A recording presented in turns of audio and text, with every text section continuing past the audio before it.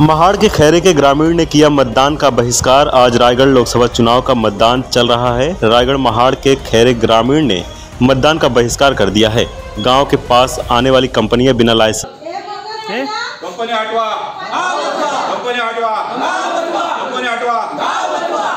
के उत्खनन और ब्लास्टिंग का काम कर रही हैं, जिससे पूरा गांव परेशान है और ग्रामीण भी इस दोनों कंपनियों के खिलाफ हैं। ग्रामीण ने प्रशासन को कई बार पत्र लिखे हैं, लेकिन कोई प्रतिक्रिया नहीं मिली है।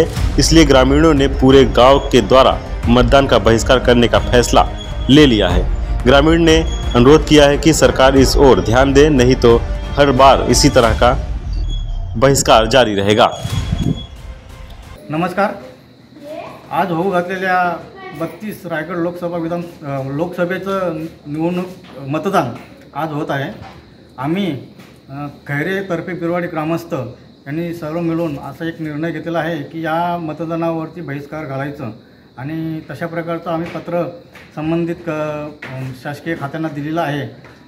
हे सर्व प्रयोजन करण्यामागचं कारण म्हणजे की आमच्या खैरे गावाच्या बाजूलाच अगदी 50 मीटरच्या अंतरावरती 2 नवीन कंपन्या होऊ घातलेल्या आहेत आणि ह्या कंपन्याचा आमचा सुरुवातीपासून विरोध असताना देखील आम्ही सर्व पत्रव्यवहार केलेले असताना देखील शासन याकडे कुठल्याही प्रकारचं लक्ष देत नाही आणि ह्या कंपन्यांना येण्यासाठी प्रोत्साहित करीत आहेत। ह्या कंपन्या आमच्या गावासाठी अत्यंत धोकादायक आहेत।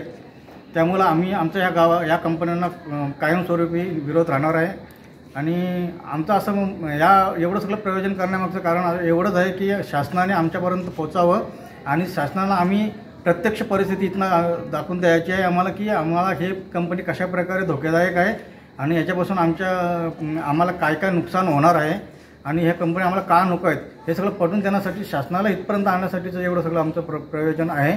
तरी आमची या माध्यमातून प्रशासनाला अशी विनंती राहील की तुम्ही खरोखर आमचं म्हणणं ऐकून घ्यावं आणि ह्या कंपन्यांचा जो आमचा विरोध आहे हा समजून घ्यावा आणि या कंपन्या इथून हटवाव्या अशी तुम्हाला या प्रयोजनामागचा उद्देश आहे। धन्यवाद। आम्ही पत्रव्यवहार केले, त्याचं कोणत्याही प्रकारचं उत्तर आम्हाला आलं नाही, त्याच्यामुळे आम्हाला ह्या गोष्टी कराव्या लागल्या। तू पत्र नाही एखादीच पाहिजे बोल, आता तू बोल। तसेच आम्ही संबंधित खात्यांना शासकीय खात्यांना पत्रव्यवहार देखील केलेला आहेत या संबंधित आमच्या विरोधाबाबतीत। तरी शासनाकडून कुठल्याही प्रकारचं नाही आम्हाला कुठलं उत्तर मिळालं नाही, कुठल्या लोकप्रतिनिधींकडून उत्तर मिळालं। लोकप्रतिनिधींकडे सुद्धा आम्ही पाठपुरावा केलेला आहे, परंतु तिथूनही आम्हाला कुठल्याही प्रकारचं काही मिळालेलं नाही आहे सपोर्ट। त्यामुळे आम्हाला हा निर्णय घ्यावा लागलेला आहे। तरी याची दखल घेण्यात यावी। आवाज टुडे पंकज वेनवंशी की रिपोर्ट, नवी मुंबई।